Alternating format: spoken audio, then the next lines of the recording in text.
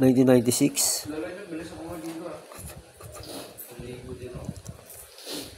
1995, 1998,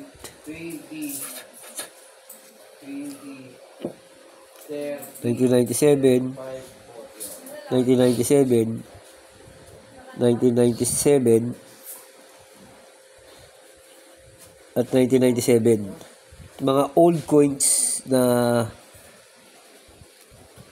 pwedeng maging invest para maging pera, pagkakitaan. Bawat isang old coins pwedeng ibenta ng 500 pesos o higit pa, depende sa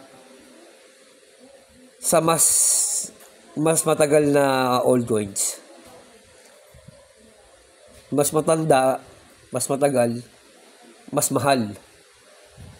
Kung meron kayo nito, kung meron kayong mga old coins, sabihin nyo na lang, pinaka ano yan, 500 pesos o pataas pag may buyer. Like, Ibo R.